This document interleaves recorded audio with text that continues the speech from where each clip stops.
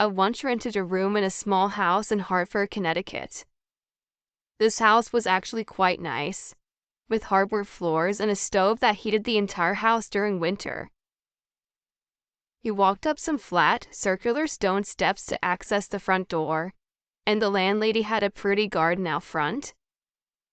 The back of the house was a bit of a mess, and she had, as I soon discovered, a hoarding disorder. Although I could see her home was cluttered, I simply needed a place to stay.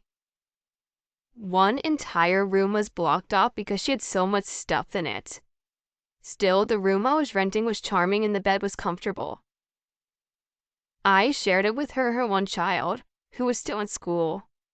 The bathroom was large enough to share, and there was a washer and dryer and Wi-Fi.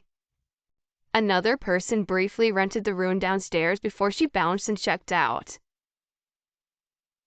I started having odd experiences in this house. It had an aura of stress to it. For instance, one night, I was alone in the house, as the landlady had gone to spend the weekend with her fiancé. It was cold enough, as she put wood chips in the stove before leaving. I enjoyed watching the flickering in the darkness. The living room took on a calmer feeling, like the fire inside the stove began to stir. All of a sudden, I had the awful feeling that someone was standing next to me. Spooked, I went upstairs into my room and shut the door. The next weird experience came when I was doing laundry in her messy basement. By this time, I was growing tired of the incredible mess. She kept the living room tidy, but that was about it. I wandered around the dark room as the washer spun, then stopped in a kind of odd horror. Someone had spray painted the words "fuck" in blood on the back of the steps.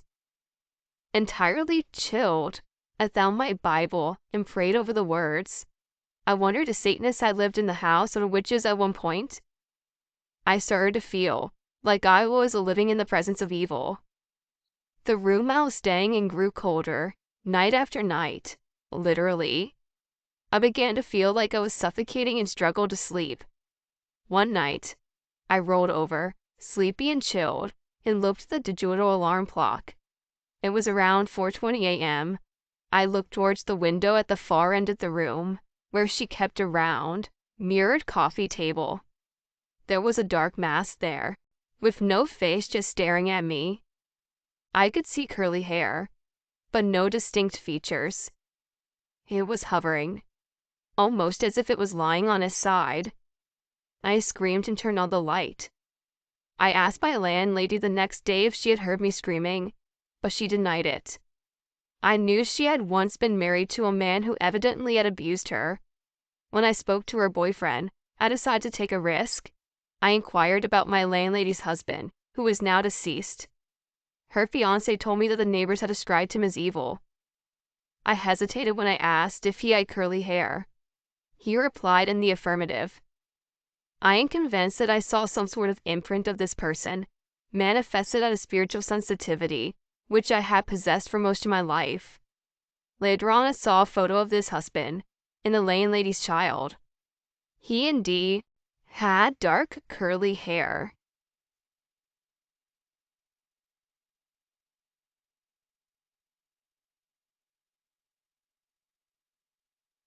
This happened to me when I was about 10 years old, and it still haunts me. This was around 1969 or 1970, and pop bottles was how us kids came up with money for candy or whatever. I would search everywhere for them. Construction sites were gold mines. I would regularly search abandoned properties. I was a little braver than my friends, so I would always have a little more money to show for my efforts. There was a large and creepy house, by itself on the outside of our neighborhood in our small little town, that was clearly abandoned. I never went in there. Something about it just felt different and a little scary, even to me. But having nothing to show for my pop bottle search, I decided to quickly check it out. I should have stuck with my instincts, but I ignored them and went in, which was a big mistake. The walls were painted an awful shade of green, even the ceilings, but the chilling thing was the mirrors. There must have been hundreds of them. They were literally everywhere. Many were in the floor broken, and you couldn't even walk through without stepping on pieces of them. They were of all sizes and shapes, hanging on wires or frames, or just stands or shelves, or just leaning against the walls. You could see all around you, and every room you went. I never imagined something like this, and it blew my mind. I couldn't process what I was seeing because it horrified me. My heart started pounding and I felt dizzy. It was way too much, and I got out of there, and I didn't think my feet even touched the steps leaving the place. I sat by a tree for a long time and got myself together before going home. I was soaking wet from sweating and feeling very sick.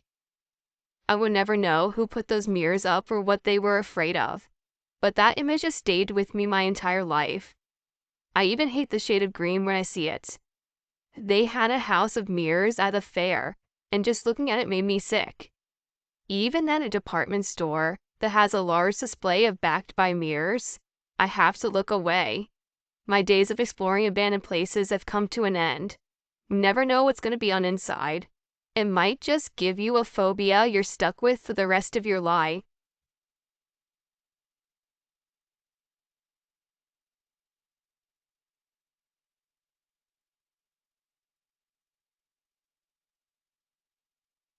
This happened back when I was 12 or 13 years old. Now, a little backstory here. My dad and I volunteered at a bird banding station.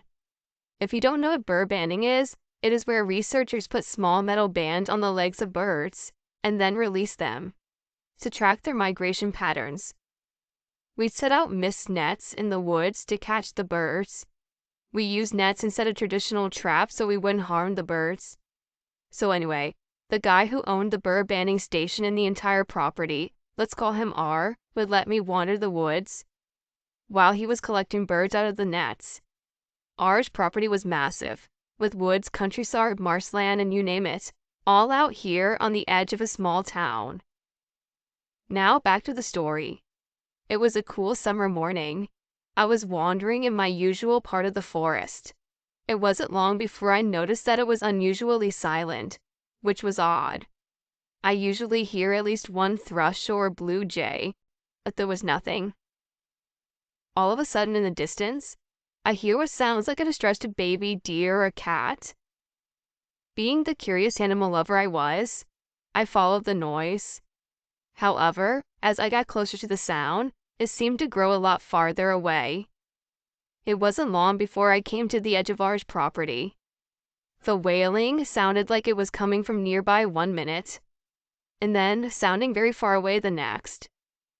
Despite being confused and a little creeped out, I for some reason still followed it. However, a few minutes later, I came across a small deer blind. I looked inside to see if anyone was messing with me, but there was nobody there. When I got a better look at the blind, I noticed something a bit off. There were massive slashes on the sides. They looked as if a person had slashed them with a knife or an animal's claw marks. But there were no bears in this part of Michigan. Odd. So being a curious 13-year-old, I continued on my way to finding this distressed animal. I was walking along the edge of R's woods, trying not to go too far. I'm starting to get frustrated. Where the heck was this scream coming from? So being the naive little girl I was, I mimicked the noise that I was hearing to try to find my way back to the animal, to see if it would show itself. Not a minute passes by and I hear a noise that I will never forget. It sounded like a dog's growl, mixed with a buck's grunt. No deer sounded like this though. Something in my brain told me to get the heck out of there, and I did, leaping over twigs and branches until I'm in R's front yard. As I'm making my way towards his house, I hear the same sound, growling, coming from the woods, about 10 meters behind me at the very least. So instead, I run towards the research sack. Since R wasn't at the house and the doors would most likely be locked, I knew that no one would believe me. So I just said that a deer growled at me. However, I've heard deer grunts and snorts all my life, and they do not even compare to the animal that I heard. It didn't sound like a coyote or a dog either. Although I never saw the thing, I believe that it was trying to get me off the property to do who knows what. I'm guessing that it might have been a Wendigo, since they can mimic noises of other animals and even voices. I also live near the Great Lakes, a hot spot for Wendigo sightings, maybe even a skinwalker, but they tend to be more in the western states. So, whenever you're in the woods and something doesn't seem right, don't just brush it off.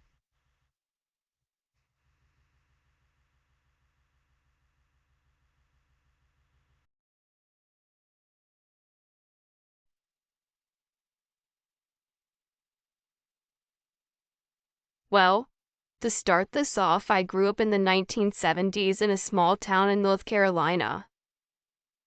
Well, it was almost too small to be called a town with only a school and a couple of small shops. I'm guessing you can imagine how boring it would be to be a teenager there, and it would have been so if it wasn't for the woods. The neighborhood that I lived in was backed up to a big forest that spread out for about 3 miles, and it's where I spent most of my teenage years with my two best friends, Levi and Connor. They both were in my class at this time. We were all 15. Levi lived across the street. He was smart and kinda quiet, unlike Connor, who lived down at the bad side of the neighborhood. Connor was a troublemaker, always getting sent to the dean's office at least once a week. He was loud, obnoxious, and a natural leader, always finding something for us to do. Be it legal or not, when he was around, we were never bored. It was the beginning of the summer holidays, and Levi had called for me. We went down to get Connor, and he was messing around with his younger brother Scooter in the front yard. We asked him if he wanted to go into the woods, and he said yes. Now, just in case this may be necessary, Connor had almost black shaggy hair, the most beautiful eyes. One was a light blue while the other was a brownish color. He always wore scuffy red Converse shoes and a denim jacket, and of course, I just had the biggest crush on him. While Levi had style brown hair, brown eyes, and freckles, and was considerably shorter than me. Then there was myself, a red-headed brown-eyed girl that had quite a lot of people scared of me due to me being hyper. I was always ready to go somewhere or do something, and I was always talking about something. Anyway, we made our way into the woods and started walking into a random direction. We did this for fun, just to see what happens. Usually, we would try to get lost and try to find our way back, which most of the time just led us to being late for dinner and getting sent to our beds early, or, worse for worse, getting grounded. But we did it anyway. We were making our way along a deer trail that I didn't think we had ever been on before, when Connor found a pile of crap, and of course dipped a stick into it, and then tried to chase us with it. Levi and I, of course, freaked out and scattered. Neither of us wants to be smeared with crap. I ran off, and luckily for me, Connor followed Levi instead in the opposite direction. After a while of them not coming back, I began to think they had left me, and I was furious. I was walking down the way I had seen them run, when suddenly something stuck out the bush and grabbed me. I let out a surprised yelp, and Connor shushed me, only for me to shout at him, scaring me. Only when I saw the look on his face, I decided that I shouldn't be talking, and I shut my mouth. Connor whispered to me, "You have got to say this," and began to lead me through the bushes, and further we went. The more and more we went, the more I could smell something disgusting. We came across something green. Levi started staring at the ground with a weird expression on his face. I was about to ask what was wrong, but Connor tugged me past him a few more feet, a wave to where there was this ditch, and in the ditch I could only describe as something out of a nightmare. It was a body. It was a purple-blue color. It almost looked swollen. The stench was so terrible I had to cover my mouth with my jumper so as not to gag. I backed up to where Levi was. Connor stood looking into the trench for about 5 more seconds before he walked back over to us. "Cool, huh?" he said with a grin. "Levi," gave him a disgusting look before saying, "No, it ain't cool. We need to go home and call the police." What? Why? What do you mean, why? There's a body dumped in the woods, Connor. It's clearly been murdered. No, man is so cool, we cannot get the police. If we do, they're gonna take this away and think we were the killers. Why would they think it was us? Because that's what the police do, man. Don't be stupid, Connor. You can't stop me. Fuck's sake, man. If you get the police out here, they'll just be on the news and we'll get questioned by everybody. They'll probably set out a curfew. They'll ban us from going into the forest. There'll be police everywhere. And then, you know what? Summer will freaking suck. I had just been quietly watching the argument take place, not really caring about what happened. But that got me. And there was no way in hell I was going to let my summer get ruined. Connor's right. What? You're not serious. Levi, we have the whole summer left to do whatever we want. Do you really want to spend it inside with a curfew? Yeah, I'm at 2 against 1. Come on, you can't do anything stupid. Levi looked crushed. Fine, but I'm not coming near this again. Connor had let out a whoop of joy. We had made our way home listening to him talk about how cool it would be and how this would be our secret. Well, this secret didn't last very long, as by the end of the week Connor had shown all the rest of our friends, and it was a miracle that nobody did call the police. But I guess that just goes to show how close everybody was. We were like one big family, and almost like all families, we had our secrets. The body remained there for the rest of the summer. I only went up a few more times, and I'd gotten less interesting. As each time we went, there were only bones left. Anyway, on the last week of summer vacation, we decided to have a big camp out with all of our friends. There was me, Levi, Connor, Josh, and Walsh. He was a loud-mouthed boy with mousy hair and blue eyes. Alice was there as well. She was a quiet girl with straight brown hair.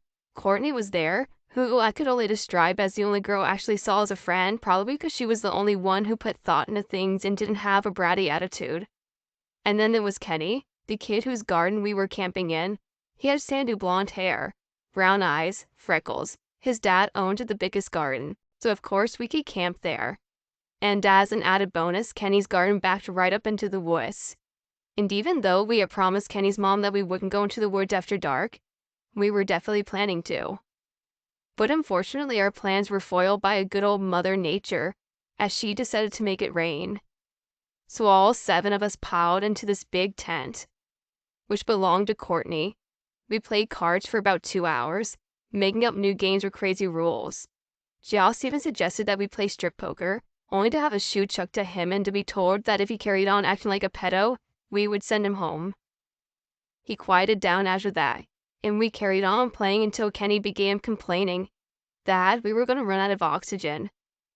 This went on for a good 10 minutes before he decided to unzip the tent to stick out his head so we could breathe. "Hey guys, the rain stopped," said Kenny excitedly. "Seriously?" I said. "Yeah, let's go do something." We then all argued for a good 20 minutes about where we were going to go and what we were going to do. And so far, breaking into school and hanging out there was winning until Connor said, "Why don't we go see the body?" That was it. Everyone put on their shoes and coats, and Kenny took down his dollar store flashlight that he had hung from the roof of Courtney's tent. And off we went.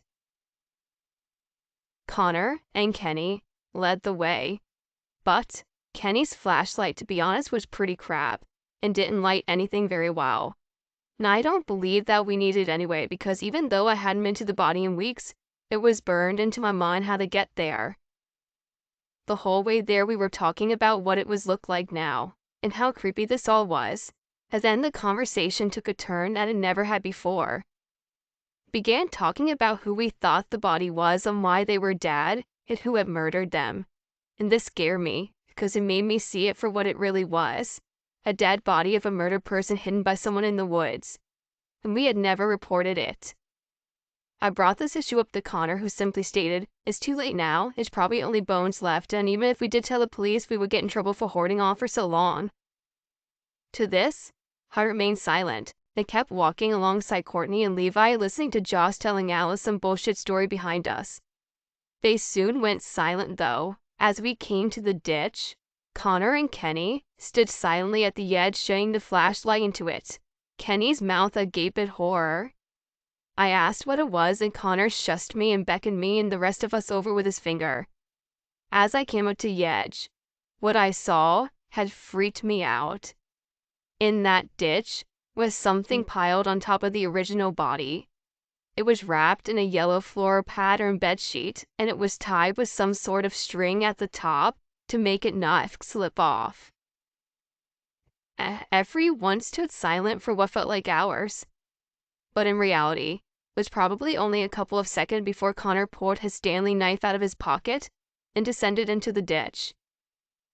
Levi began to protest, but Connor turned and shushed him and whispered to Kenny to shine his light on him, to which Kenny obeyed Connor, then kept some of the string and poured to the seat to reveal the face of a young girl.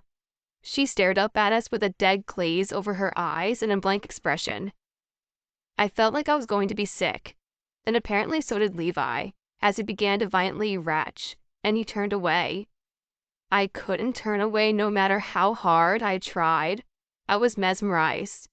Connor suddenly jumped back, with a look of sudden realization and horror crossed his pale face as he began to scramble up the side of the ditch. Josh helped him up, and a chorus of what happened and what was it began, only to have him frantically shush us. With a shaking voice he said, "It's dry as bone." A feeling of absolute dread settled in my stomach. If you don't get what the big deal was, it had rained only an hour earlier, and everything was wet. This body was dry, which means that it had been put here recently. Everyone was silent. Then there was a noise behind us across the ditch, and my heart was in my throat. As we turned around and Kenny quickly pointed his flashlight at where the noise was coming from, then, click. Suddenly from across the ditch came an extremely bright light, illuminating us and making the person holding the light impossible to see. "Run!" yelled Connor, grabbing me by the arm, and everyone sprinted. And whoever it was with the light sprinted to where we were. They were running violently, randomly illuminating trees and brushes that scared the shit out of some deer. And then suddenly, it went off.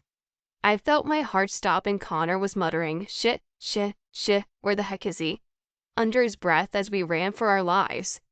I tried listening to hear if his guy was still coming after us, but everything was so blurry I just couldn't keep track of who was doing what and where the noises were. Levi stumbled, and a couple of seconds later face streaked with tears of fear, followed by Josh. We huddled together and everyone began blabbering out what the heck was going on, and who was that, and what do we do if he finds us? But then Courtney spoke up. "Where's Alice?" Everyone was silent and looked towards the woods in fear, until Levi spoke up. Can he go get your dad?"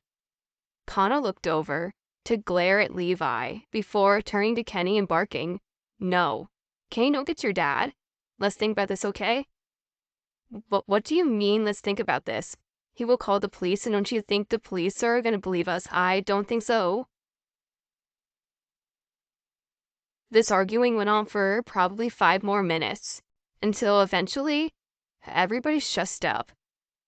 Kenny begins pounding on his back door, and this goes on for about 5 minutes before Mr. Stokes opens the new door with a red face. "What are you guys doing? What are you playing, boys, 2 in the goddamn morning?" He hollered. "Dad, Alice is in the woods." "What? She ran in when we were playing tag and she hasn't come back out. We think she got lost." Mr. Stokes stared off into the woods for a bit, squinting, trying to see beyond the tree line before muttering an "okay" and repeating into the house, to only 5 minutes return with a big flashlight. He stomped off into the woods, and we all waited for about 20 minutes before he returned and said, "Fun's home, kids. Go home, get your fathers, and tell them to bring flashlights." And that was it. We all went home, told our parents what was going on, and the men went out to the woods to look for Alice. While the woman stood around in Kenny's backyard, we were all told to stay at home, to which I didn't. I crossed the street and knocked on Levi's door. He answered it, and I stepped inside, and apparently Connor had the same idea, as he was sitting on the sofa in Levi's room, eating some chips. "Do you think they'll find her?" I asked quietly. Yeah, she's probably just panicked and got herself lost, said Connor. And what if he got her? What if she's dead? What are we gonna do then? Said Levi, as he stood by the window looking into the dark street. Suddenly, the sound of police sirens cut through the air. Oh no, mumbled Levi as the police cars drove down the road to Kenny's house. It was as 2 police cars pulled up and the men came out carrying big flashlights. They walked around the back into the woods. After that, I and Kenny went home. I watched out my window as suddenly 5 more police cars appeared at my parents' house. It was around 6 in the morning at this point.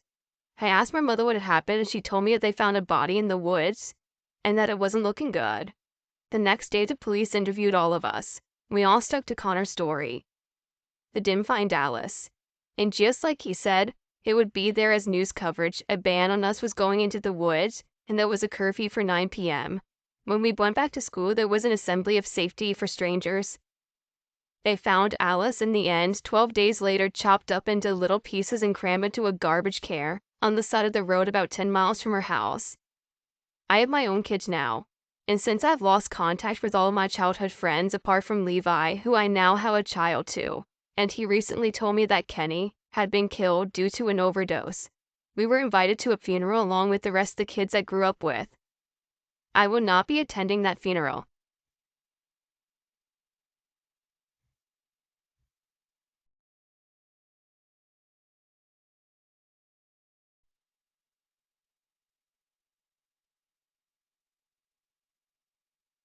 It was summer of 2018, and like many others, I went on vacation to a place somewhat isolated from people, just to get away. I had gone with my 2 cousins to a ranch we own in Lake Perris, California. For reference, I will call one M and the older one J. M being the same age as me at 24, and J at 28. I had been planning to go visit them for almost 3 years, but I hadn't gotten the chance, due to transportation and always having to work. I only had just gotten the chance to be able to travel because I had crashed my brand new Ninja motorcycle in September of 2017, breaking my collarbone and 3 of my ribs, rendering me unable to work. While recovering, I was living in the Bay Area by San Francisco, and to think I would have to ride 8 to 10 hours out to my family's ranch on a bike, that would have been suicide, since I'm not at all familiar with the roads. Anyways, I had finally gone to visit, and I thought it was going to take much of my stress away. In many ways, it did. But during my time there, it seemed like things just started to get worse. Not only did my girl dump me, but strange things started happening again, like my uncle's mom passing away, and, along with my cousin M that was sitting next to me at the time, seeing her spirit late one night at around 2 a.m. We both started to see weird things. We both turned to each other one night to see something peeking into the room at the same time, and I asked him, Did you see that? I stood up to see if it was my other cousin trying to creep us out. When I walked out the door, I saw my great aunt's face and top torso turning and fading away into the thin air. I automatically ran into the room on my tippy toes and both hands on my chest, repeating what I saw to her, over and over again. Well, 2 days after, in between everything that was happening at the time, me and my cousin Jay decided to go smoke a bowl under the large evergreen tree in the back, by where all the cow, chickens, and goats are kept, with the intention of avoiding my aunts and uncles smelling what we were up to, out of respect. So, it was a bright sunny day. I and Jay, along with our huge all-black 200-pound Great Dane Abigail, was just chilling on a wooden bench under the evergreen, staring out to some of the hills, where there were no more 2 or 3 miles away. I nursed a large black horse, pacing side to side in the middle of the 2 biggest hills, behind what looked like a barbed wire fence that ran along the top of the hills, pairing the sides of the old abandoned building that looked like it was used to be a slaughterhouse. Really, thinking nothing of it, I looked at the dog laying in front of us, whose head and ears were both aiming straight up at the black figure, high up between the hills. When I realized just how long that thing had been there, I had seen it come up from the hills about 15 or 20 minutes earlier, and Abigail had not taken her eyes off of it the entire time. So I turned to my cousin to tell him about the horse, and if he had ever seen it there before, just to find him frozen with the bong and lighter in his hands, also looking right at it. He had this look of terror on his face. When I looked back towards the thing, I saw it was standing on its two back legs and facing right at us. Its front legs were side by side as it was trying to intimidate us or something. We were all just frozen, including the dog. She didn't make a move. I think either she was used to it or she felt safe with having us around. After almost a minute of looking at it, it seemed to shrink before our eyes, till it almost looked human-like. When I said to Jay, "Holy crap, I think that might be a skinwalker," he quickly responded by telling me to shut up and to ignore it. He almost begged me to be quiet. It went from what looked like a 10-foot tall creature thing to like 6 foot in only a few seconds. Judging by the old building only about 100 yards away from it, I know these things and what they're capable of. I'm Mexican born in California, but Mexican culture has a big part of my life. Along with its folklore and older stories of witchcraft and people who practice its deeper roots, Mexican culture is right up there next to Native American culture, if not the same. I'm scared to even mention any of this to anyone, but it's good for a cause. It's time that people know the truths and secrets of humans and unhuman things that are so oblivious to humanity, to that thing dwelling in the hills of Lake Paris. Stay the hell away from our family, and hopefully I'll never have to see this thing again. Also, importance to the evergreen tree that we were at. The evergreen tree is known to be used by witch doctors of Mexico to keep evil and bad spirits away. Maybe not just a coincidence that there is a big-ass one in the middle of our ranch. I don't know why, but that dog would not leave my side for 2.5 weeks when I was there. Even my cousins pointed it out. Jay also told me that I'm weird, but in a good way, whatever that means.